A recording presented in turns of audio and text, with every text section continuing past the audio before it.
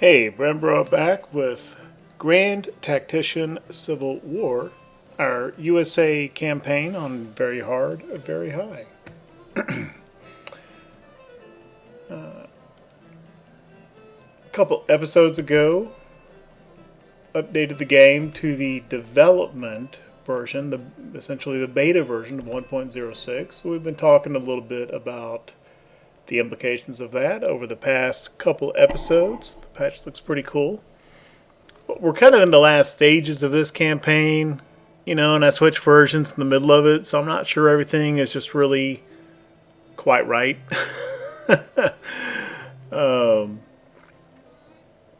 So I'm not going to just talk a whole lot and show a whole lot of 1.06 beyond what I already have.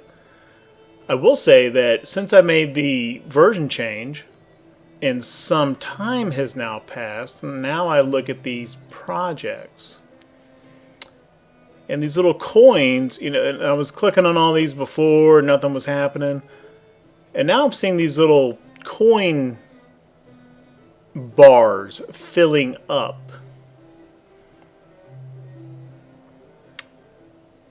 And so these are all getting funded from, I think, the various subsidies, and that's what the color codes are. Yellow is yellow is economy, and so economic projects are tied to that over on this screen, like subsidized banks and improved credit rating. So I think what's happening is that economy subsidy number is filling these various projects equally. And then when they fill up, then you can select them. And you get that first level of subsidized banks, for example. And then the subsidies continue to fill these bars. Now, whether subsidized banks is just one thing, it reads like there's multiple levels. Each level of this project will further increase efficiency of national banks. So when this fills up, then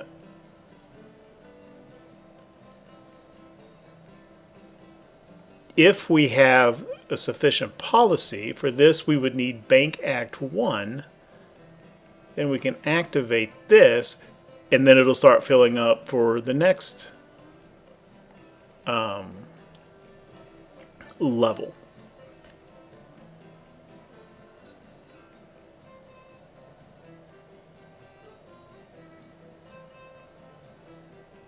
Whether that requires an action or if this stuff just kind of just goes as it is.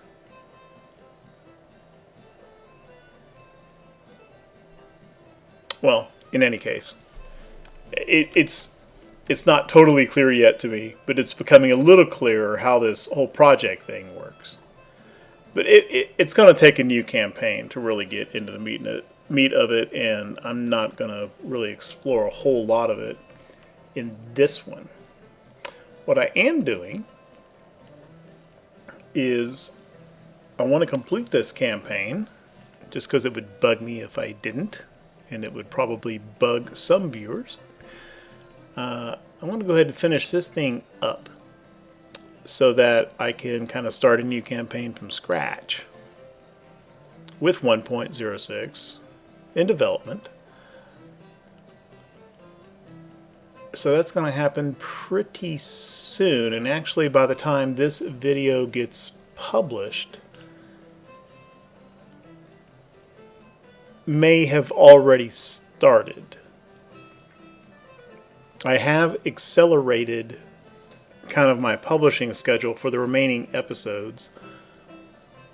Well, by the time you're seeing it, I did accelerate the schedule of some of the remaining episodes of this campaign. So they came out starting around episode 11 or 12. They started coming a little faster. I was doing 1 or 2 a day.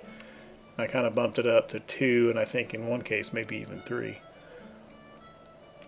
So I could anyway,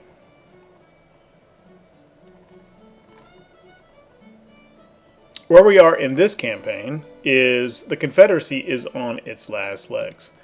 National morale is down to 30, and the win is at 25. So we're 5 points away. We've made a pretty broad push down into the Deep South. McClellan just recently captured Atlanta. And in the last episode, we fought a battle here at Lynchburg, Hancock's 2nd Corps.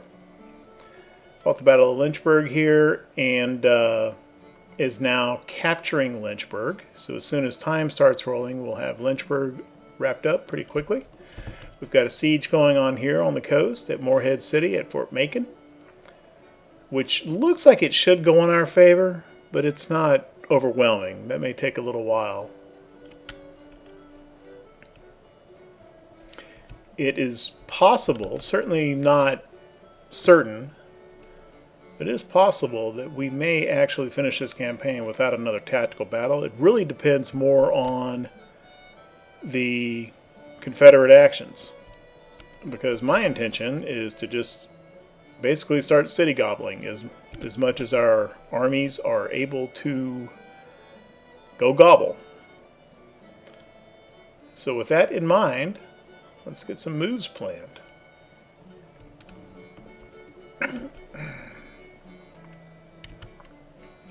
Something is a little funky with the supply system, switching over from 05 to 06. For example, this corps has completed building a supply depot.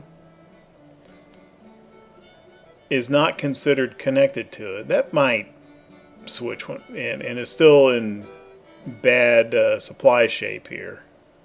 Whereas 3rd Corps, which also built a supply depot here, is 100% and good to go. And they both got here about the same time in about the same state. Both built a supply depot, which have both been completed. This one actually completed earlier than the one over here. But I've got very different supply situations for these 2 corps. I don't know what's up with that. We learned that to expand supply flow, that's a hospital. Markets do that. You can build markets on the map. So I've got a market building here and a market building here. Hospitals improve increase the rate at which casualties return. And let's see, is it just casualties or is it also sick folks?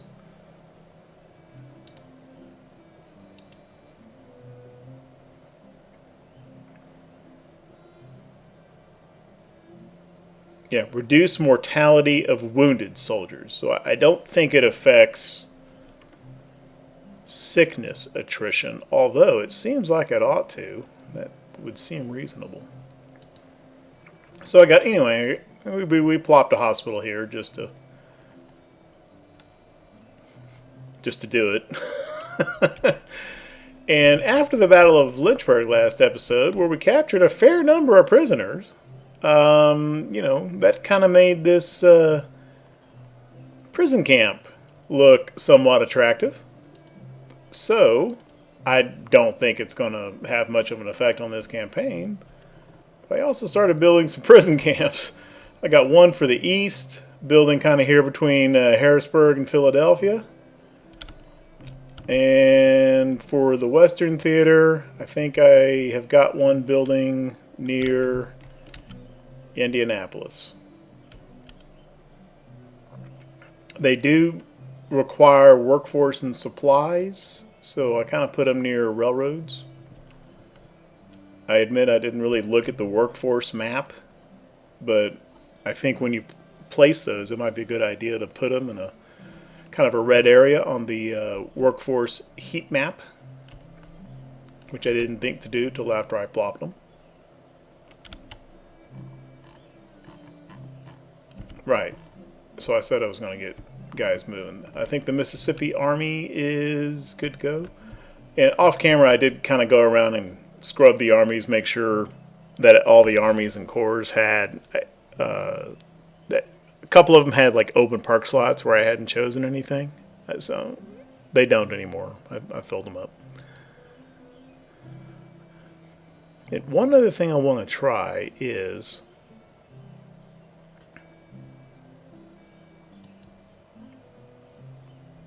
I'm going to select this Army HQ, and I'm going to Alt right mouse button him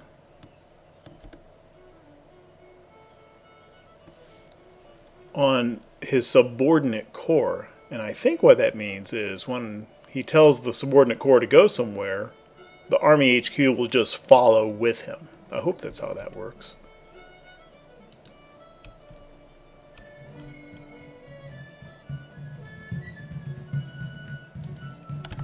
Okay, let's see if they move together.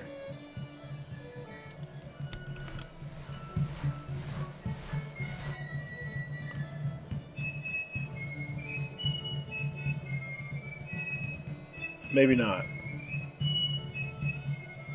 Or maybe I did that off camera and forgot I did. And now I just turned it off.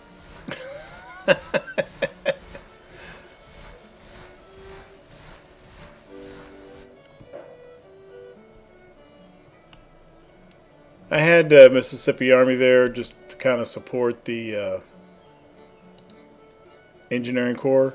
I'm not really that fussed about it anymore because I am going to order 3rd Corps,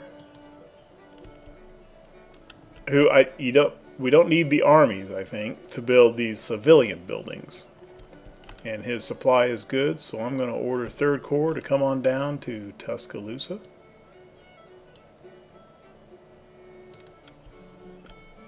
Kind of move the Army HQ to here. Trying to keep both the corps in the command radius.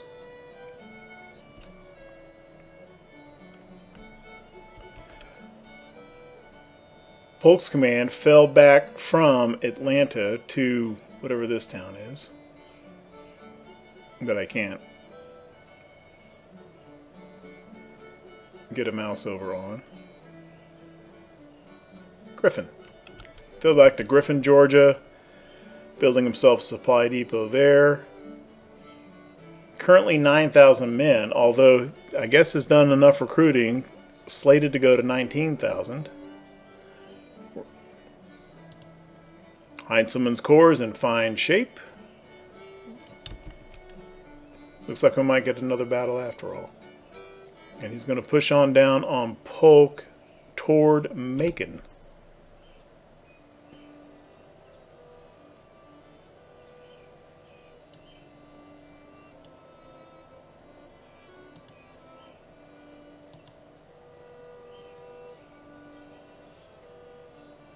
I think I'd already linked these two, so we'll see if he stays, keeps up and moves down with the corps.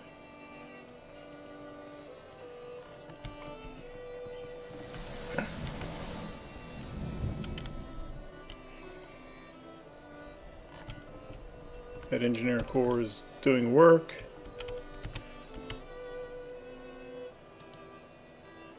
Hancock has got supply issues, having just fought the battle, and I think he's kind of outrun his supply. He's getting a little bit of supply from this IIP at the 9th Street Bridge, but he doesn't have 100% flow.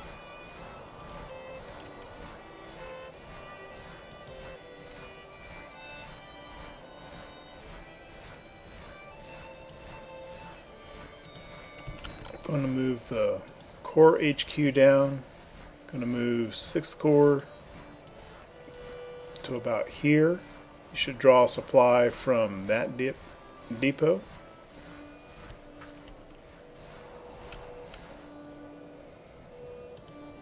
I don't think we need 1st Corps up here in the Shenandoah anymore. Don't know exactly where I'm going to send them.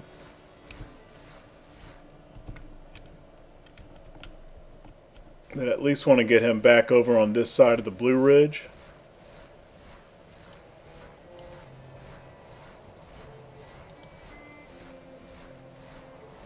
He doesn't have 100% supply flow either. I think maybe I better upgrade that depot right there. And there is not a Confederate depot at Lynchburg. So even after this city is captured, I think Hancock is still going to have supply problems. So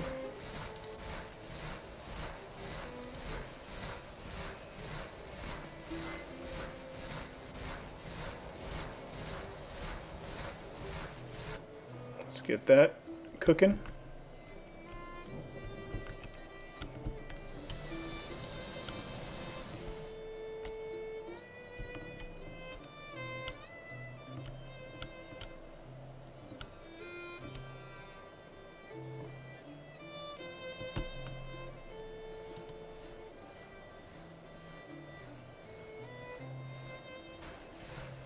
Yeah, okay. It's not moving. I think I actually de-linked him. I think...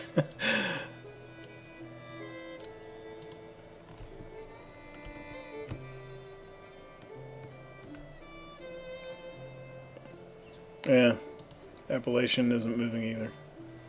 Come on down.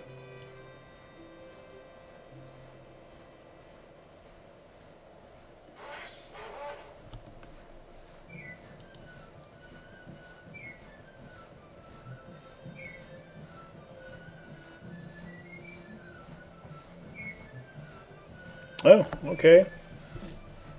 Polk is willing to fight with his 11,000 men. Apparently we have a little bit of a morale problem here. One brigade with a total of 170 men. So that is probably an artillery unit. I hope it is.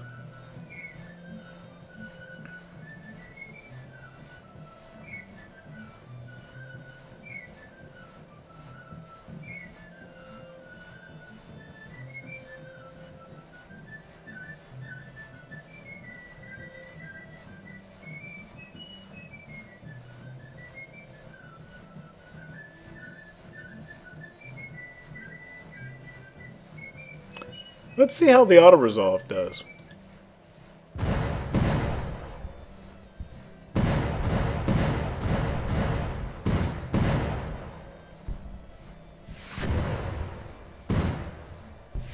Maybe not so hot. I'm seeing more routes on the Confederate side, but seeing some of ours getting routed too.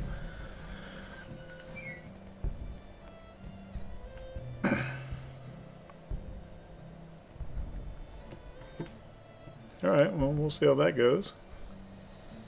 Let's get... okay, so we won there at Griffin. Off you go, Polk.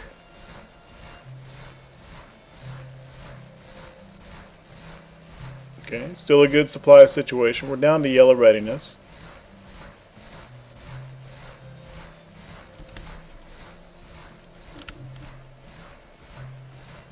Which, he can still march. Keep going to Macon.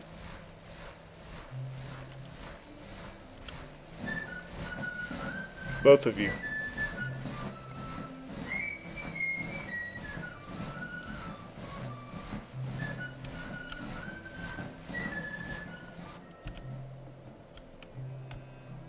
Okay, now I'm getting... oh.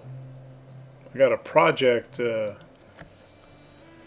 blinker there. Okay, so it looks like we've filled up the bar for weapons production. What exactly does that do? Subsidize domestic weapon production will make production of weapons more profitable, boosting production income.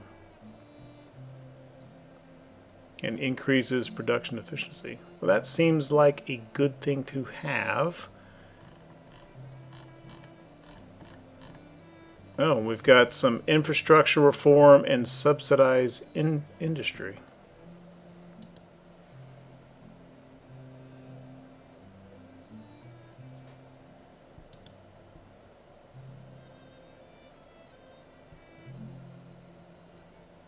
Okay, before I... so is this just a thing where they come up and you just choose them? Is there any reason not to?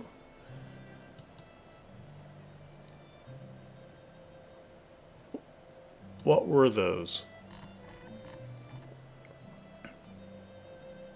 Okay, so those are industrial, and that one, of course, is military. Do we have any down here in diplomatic? No. Okay, that's it. So industry and military. Let's just look at the finance. Right now we've got a 5 million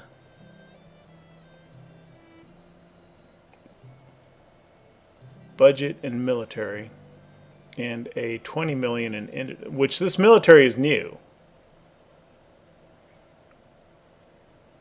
The civil order, the recruitment, and the trade warfare subsidy sliders are all gone. You achieve those effects via projects now, I think. And then the military and the economy are new. Diplomacy isn't new, but they moved it way down here. And we're at 47 million. 47 million, 20 million, 5 million. So let's see if choosing these policies changes. Oh, okay. So now we have this little thing saying we're at 1, level 1. And we're at weapons production 1, weapons production efficiency plus 5%. But is this costing me anything to do? Okay.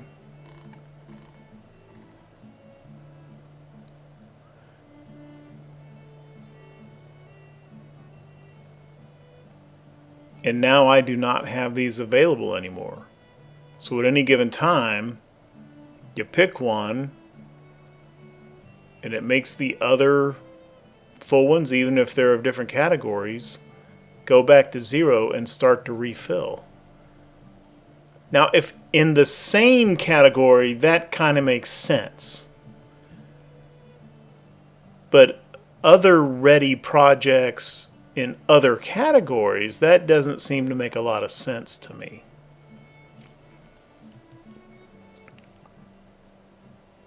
But that does show, yeah, there's a trade-off there.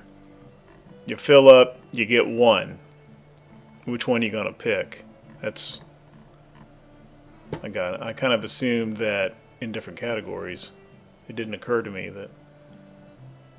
And now, did this change anything? That number stayed the same, and these numbers stayed the same. Of course, time hasn't run.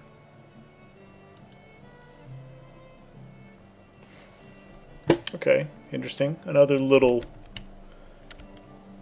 jigsaw puzzle piece falls into place. Don't have them all yet.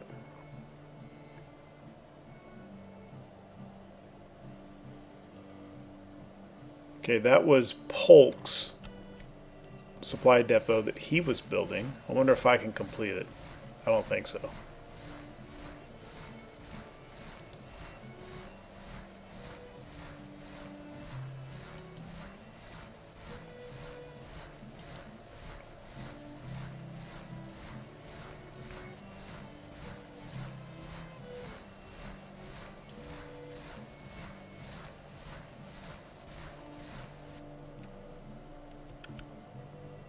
Is Lynchburg captured yet? It is.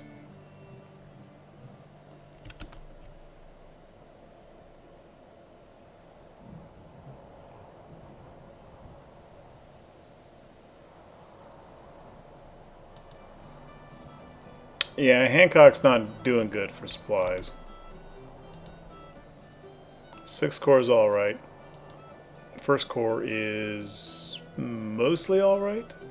It's probably a good thing that I'm upgrading that depot.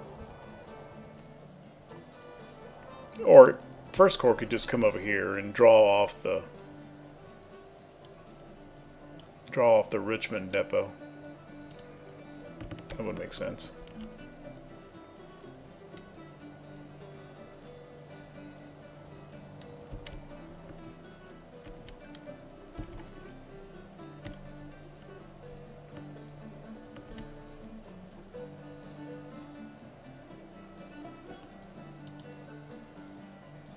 Okay, I'm going to try to reattach him to 5th Corps.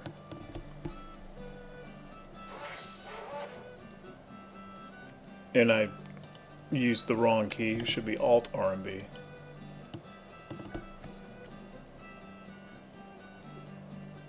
Okay. Now let's see if he moves with the Corps. And okay, we've got telegraph here, telegraph here. We're connected all the way back. Go to Jackson.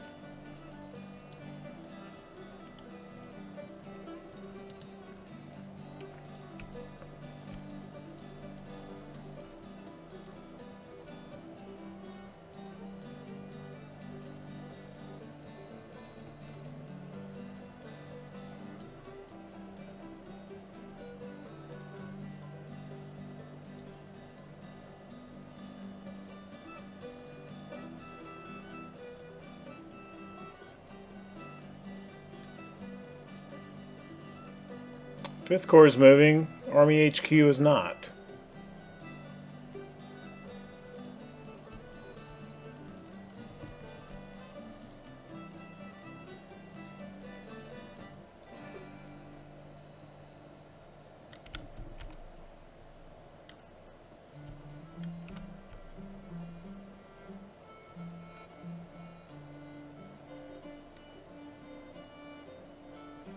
Fine. Okay. I had read on Steam of people doing that. I think I'm missing a step somehow.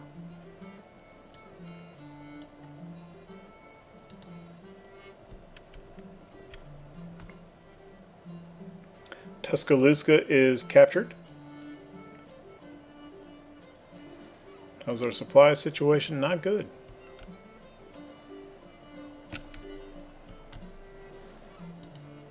So let's come back over here and get in range of this depot, which the Engineering Corps built for us. That's what it's there for.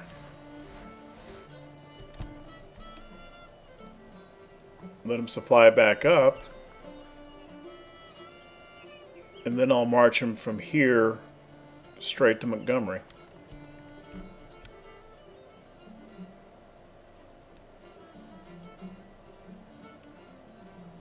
Okay, Lyons has met an unknown unit led by Charles Field.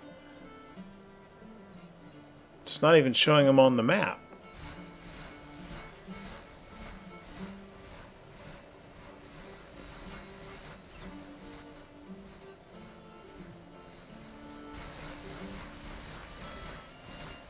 Not very large. We've got almost 30,000 men, and Field has 13,000. Yeah, we know he has 13,272 men and 46 guns, but we don't know the name of the unit. Let's go auto-resolve. I know I'm kind of mailing it in here at the end.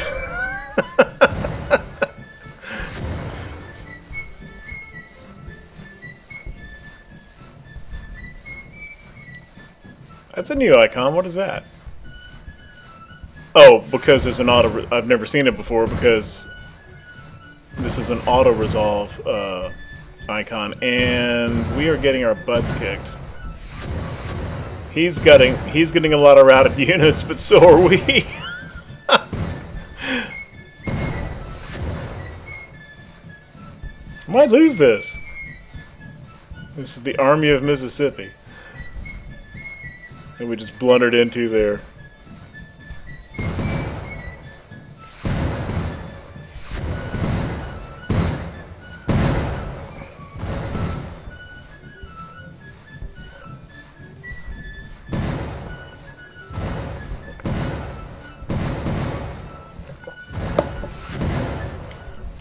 Okay, we won. Enemy has reportedly suffered a total of 12,000 casualties, 1,200 casualties, 143 killed, 0 captured, morale unstable. We suffered 1,400, 163 killed, 304 missing. And we're down to nervous. Oh, by the way, I mentioned in the last episode, we captured quite a few rifles at Lynchburg, and I said I was going to look in the armory. And I did notice in there that not enough to equip even a small brigade, but did have several hundred Fayettevilles, which could only be captured because those are CSA domestic production only. And I also saw some Blakely rifled cannon. Again, not enough for a full-size battalion, but there were, I think, 7 or 8 in there. And I believe those are imported from Europe, which means only the Confederacy could have gotten those because we've only gone up through Diplomacy 1.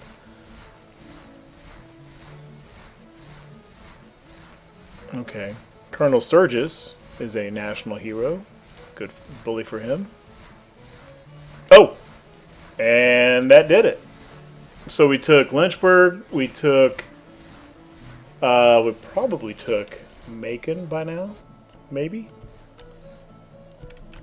We took Tuscaloosa.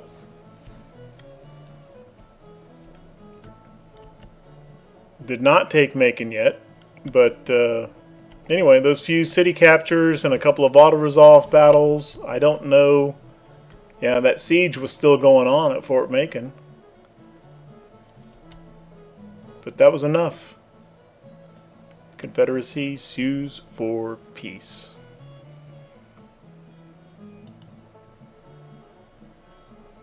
And for some reason, it always gives you 2 headlines at the end of the war.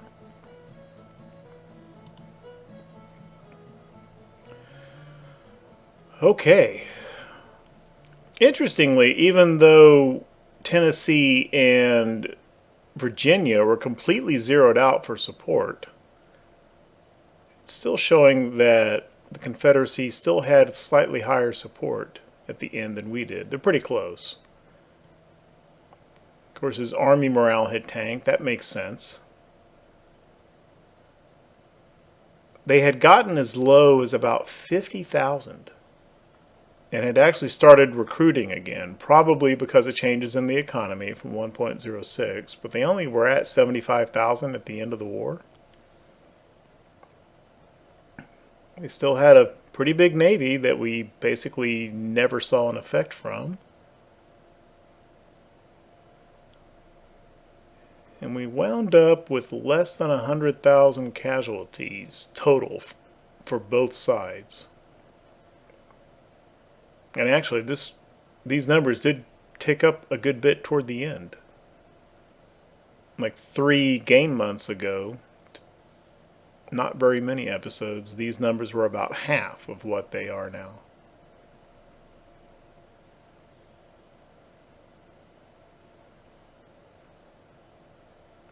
Notice they took away the weapons at the bottom and substituted economy. And of course, but these last few down here, I mean, trade warfare and economy, those could be totally thrown off by the change in version. Okay. So I don't think that the development patch made a significant difference in this campaign. The Confederacy was already in pretty bad shape 3 episodes ago when I installed that. And this was my first campaign on Very Hard, Very High, and frankly, I'm a little underwhelmed. I've talked about that a few times during the campaign. Kind of on the plus side for Very Hard, I did feel like even through the end, even in that last battle at Lynchburg, individual CSA brigades hung pretty tough. It took longer to make them waver and break consistently in all the battles that I fought on this difficulty.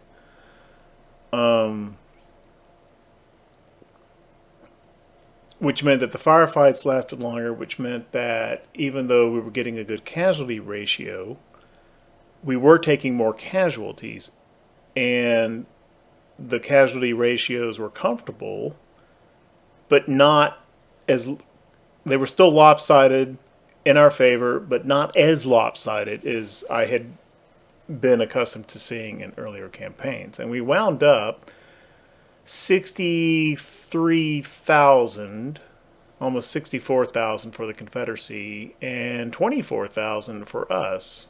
And that is about a 2.5 to 1 casualty ratio overall across the entire campaign.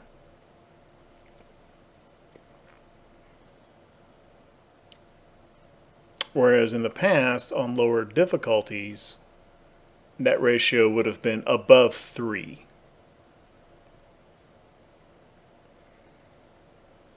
So that was a positive aspect of the very hard. It wasn't a very big jump, but it was something that I noticed. I don't think I saw a particularly noticeable improvement in the AI's decision making on the tactical map. In the last episode, kind of that piecemeal frontal assault by Johnston's Corps right into our entrenchments shows that. I didn't think it was particularly worse than what I'd seen before.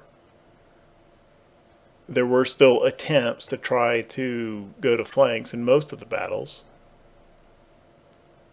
But I think the biggest thing that surprised me was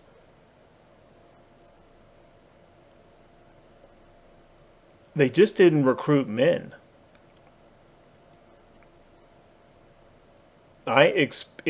Normally in the campaigns I've fought on either side, at least early in the campaign, the other side keeps up to some extent, or at least continues to recruit. Maybe they don't completely match you, but that just didn't happen here. From the beginning, we just had, we kind of start, the unit starts with more men, of course. But I expected, especially on very hard, for the CSA to keep it close and maybe even at times surpass. And they never did that, which was the exact opposite of what I expected on very hard. And I think what happened there is, and all this I've said before at various observations in different episodes in this campaign. I'm just kind of going through them all again here at the end. I think what happened was, and of course most of the campaign was fought in 1.05, the Confederacy never took military to policy, which has a direct impact on recruitment subsidy cap. And I don't think they took Militia 4 either.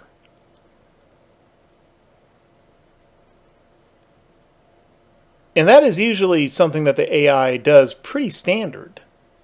In a matter of fact, I'm used to seeing them hit it at about the same time, sometimes even before the player does, before I do.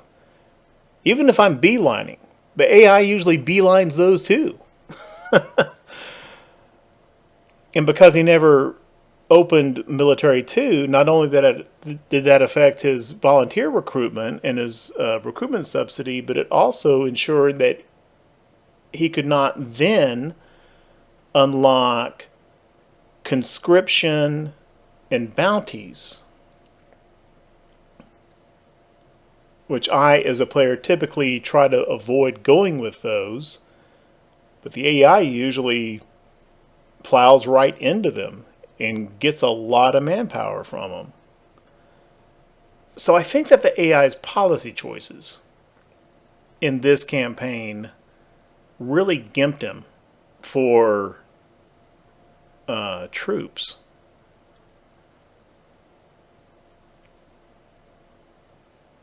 And that was unusual. And I don't think that really has anything to do with the difficulty level. I think that's just kind of a weird permutation of his policy choices, because he went very hard in he went pretty hard in industry and then very hard in diplomacy. He went all the way to diplomacy 5.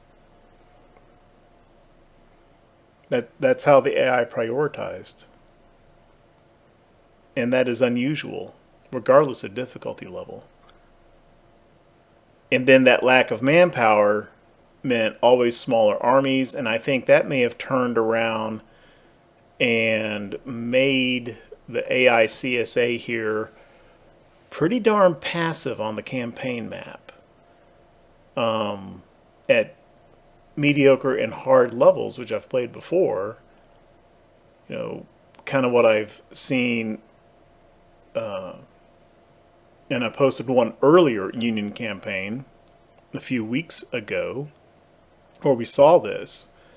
Maybe the aggressive moves weren't always that smart, but at least in 1861, 1862, the AI CSA would continue active and, come attack my armies in the winter and try to slip around the left or the right and get at Washington, D.C.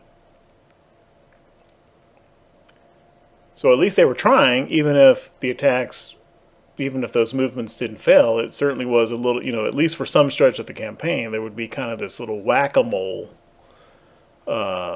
dynamic going on. And CSA just didn't really do that here.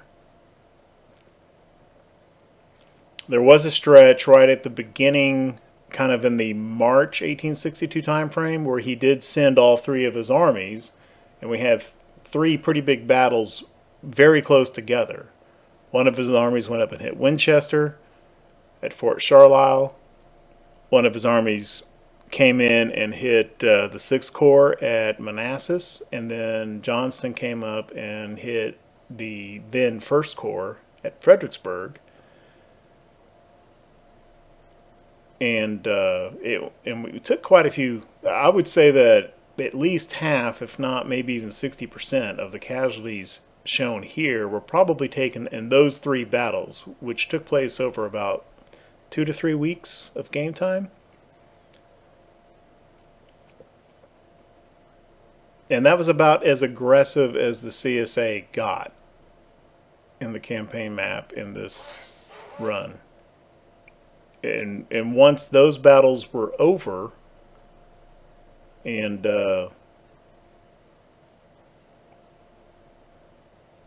basically all the CSA armies just kind of sat in place for the rest of the campaign, and it was just a matter of us attacking them and making a move, and they didn't, campaign anymore.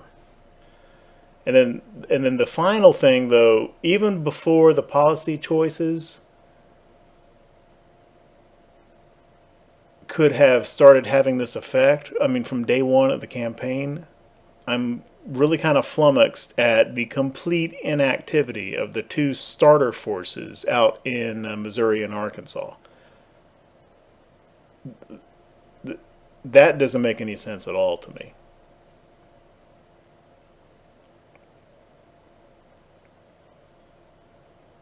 Anyway, those are my thoughts on playing very hard and very high aggression for the first time. I'm not sure I saw a typical AI performance out of that.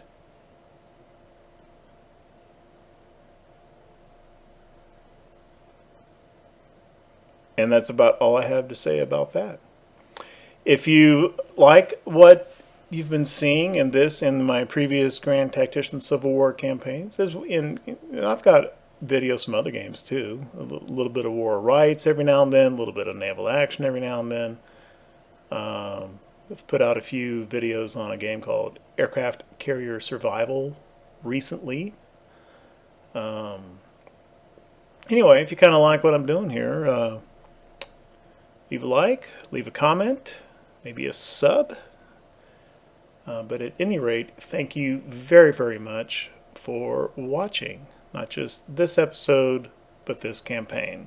And there will be more Grand Tactician Civil War coming soon as I get into exploring 1.06 properly. Alright.